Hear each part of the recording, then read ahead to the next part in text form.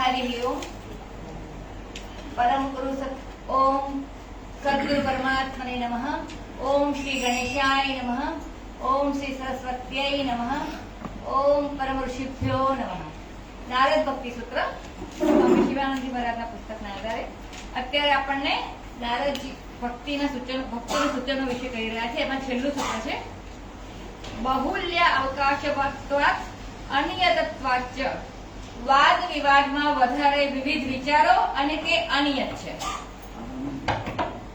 ઈશ્વર વિશેની વ્યર્થ ચર્ચાને પ્રોત્સાહન આપવું જોઈએ નહીં।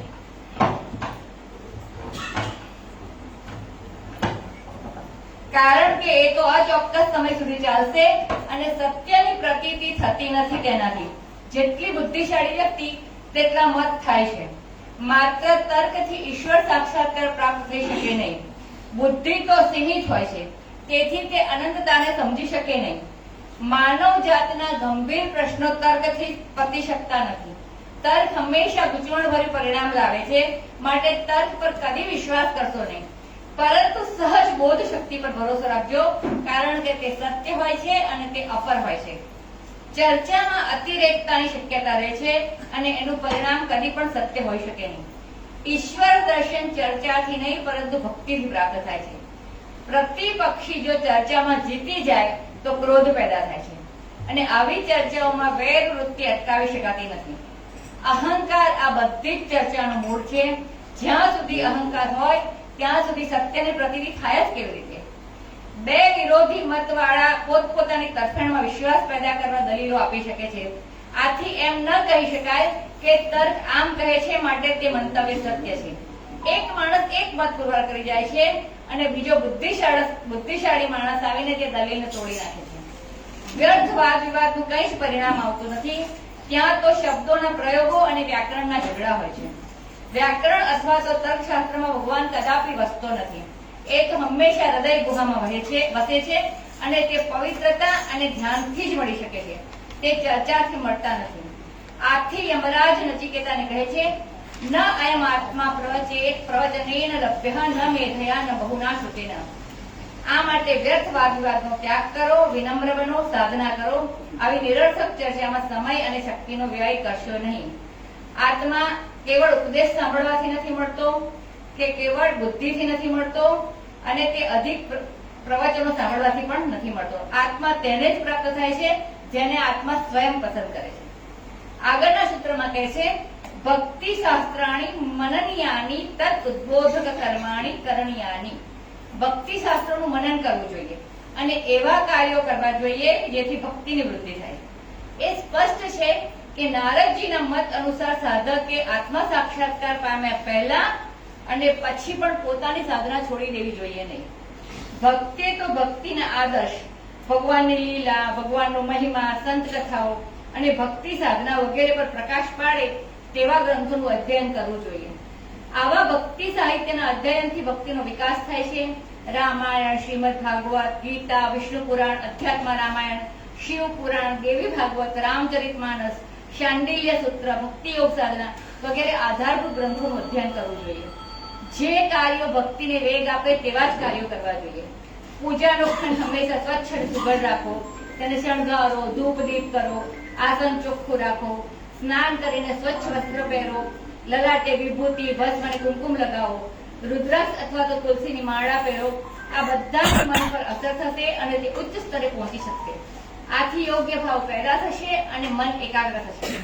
સદાચાર, સત્સંગ, જપ, સ્મરણ, કીર્તન, પ્રાર્થના, પૂજા, સંત સેવા, પવિત્ર ધામમાં વાસ, દરિદ્ર નારાયણની ભાવ સહિત સેવા, વર્ણાશ્રમની ફરજો અને કાર્યો તથા તેના ફળ ઈશ્વરને સમર્પણ કરવા, ઈશ્વરની સર્વવ્યાપકતા અનુભવવી, દરેકને નારાયણ સ્વરૂપ માની નમસ્કાર કરવા, સંત મહાત્માઓને સાષ્ટાંગ દંડવત પ્રણામ કરવા, ભૌતિક વૈભવ અને સુખનો ત્યાગ, દાન, તપ, પ્રતિજ્ઞા, અહિંસા, સત્ય અને બ્રહ્મચર્ય વગેરે ભક્તિના કાર્યમાં ભક્તિના વિકાસમાં સહાય કરે છે।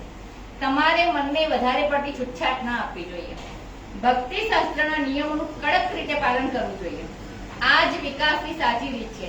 તમારે તમારો દૈનિક કાર્યક્રમ નિયત રીતે કરવો જોઈએ અને તેને હંમેશા વળગી રહેવું જોઈએ। તમે જો મનને થોડી પણ છૂટ આપશો તો તમારામાં પ્રમાદ આવી જશે, આળસ આવી જશે અને તમે બધું જ ગુમાવશો. તમે કોઈ પણ કાર્ય કાલ પર મુલતવી રાખશો નહીં.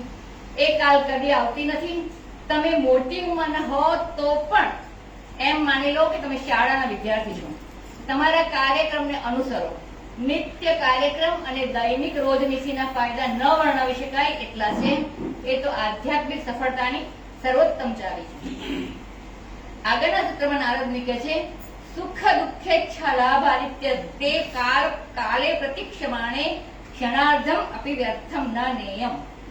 સુખ દુઃખ ઈચ્છા લાભ વગેરેનો પૂર્ણ ત્યાગ થઈ જાય એવા સમયની રાહ જોવામાં અડધી ક્ષણનો વિલંબ ન કરવો જોઈએ, અડધી ક્ષણ પણ વ્યર્થ ન વિતાવવી જોઈએ. જ્યારે સાધકે સુખ દુઃખ ઈચ્છા અને લોભ વગેરેનો ત્યાગ કર્યો છે એ વખતે તે ઊંચી માનસિક ભૂમિકા પર છે. તે વખતે તેને એક પણ ક્ષણ ગુમાવી ન જોઈએ, નકામી ન જવા દેવી જોઈએ અને બધો જ સમય ઈશ્વર ધ્યાનમાં જ વાપરવો જોઈએ.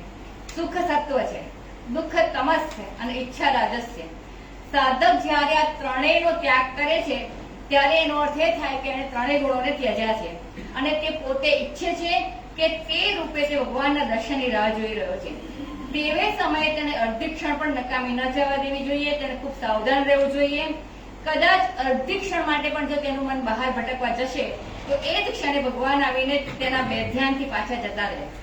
તમારી ક્ષણ માત્રની બેદરકારીનો માયા પણ ઉપયોગ કરી શકે છે.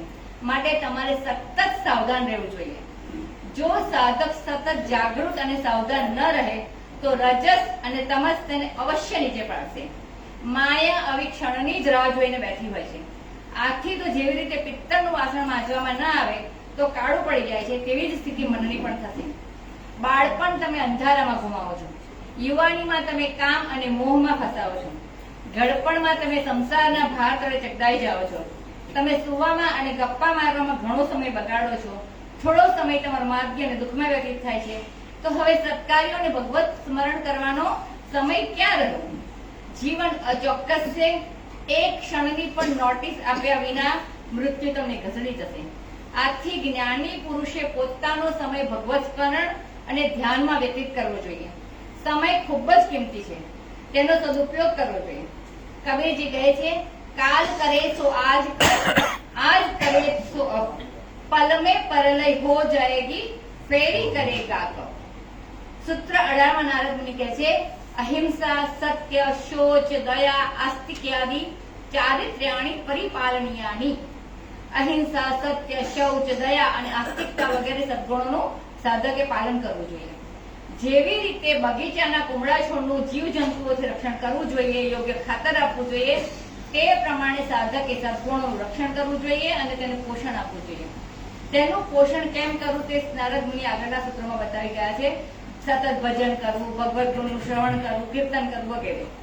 અહિંસા, સત્ય, બ્રહ્મચર્ય, અસ્તેય અને અપરિગ્રહ એ 5 યમ છે. શૌચ, સંતોષ, સ્વાધ્યાય, તપ અને ઈશ્વર પ્રણિધાન એ નિયમ છે. આના શિક્ષણ સિવાય આધ્યાત્મિક ઉન્નતિ અશક્ય બને છે. દયા તો પ્રેમનું બાહ્ય જ્ઞાનાત્મક સ્વરૂપ છે, જ્યારે અહિંસા પ્રેમનું નિષેધાત્મક રૂપ છે.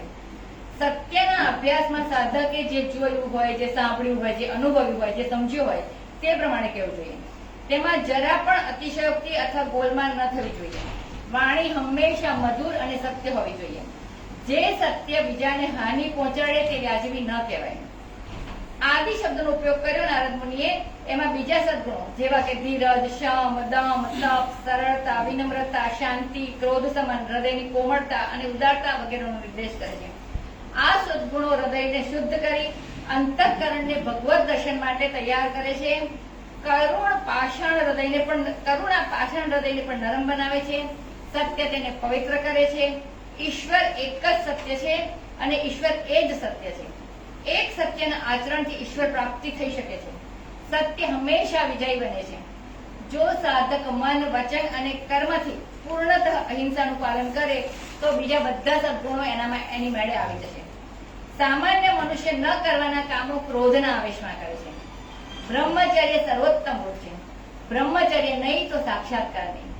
ઈશ્વરમાં શ્રદ્ધા વિના સાધના શક્ય નથી અને સાધના વિના ઈશ્વર દર્શન તો થાય જ ક્યાંથી. સાધકને માટે શ્રદ્ધા તો પાયાનું સદગુણ છે. સર્વદા સર્વભાવેન નિશ્ચિંતૈઃ ભગવાનેય ભજનીયઃ. સદા સર્વદા ભાવ સહિત નિશ્ચિંત થઈને ભગવાનના જ ભજન કરવા જોઈએ. ચિંતાનો અર્થ છે વિચારવા મળે. સાધકે દરેક સ્થિતિમાં ઈશ્વર પારાયણ તો રહેવું જ જોઈએ. તેના કુટુંબ, મિત્ર, દુશ્મન, ઉપરી, અમલદાર, નોકરો વગેરે સાથેના વ્યવહાર કરતી વેળાએ પણ તેણે ઈશ્વરી ચેતનામાં સ્થિર રહેવું જોઈએ. ભગવાન એટલે સંપૂર્ણ ઐશ્વર્ય, ધર્મ, યશ, શ્રી, જ્ઞાન અને વૈરાગ્ય રૂપ ગુણથી યુક્ત. ગીતા કહે છે, તમેવ શરણમ ગચ્છ સર્વભાવેન ભારત, તત્પ્રસાદાત પરામ શાંતિ સ્થાનમ પ્રાપ્સ્યસી શાશ્વતમ. હે ભારત, હે અર્જુન, સર્વભાવે પરમાત્માનું અનન્ય શરણ પ્રાપ્ત કર. એની કૃપાથી શાંતિ અને સનાતન પરમધામની પ્રાપ્તિ થશે. જ્યારે તમે ધ્યાન કરો ત્યારે ભય, ચિંતા વગેરેના વિચારોથી મુક્ત રહેવું જોઈએ. હરિ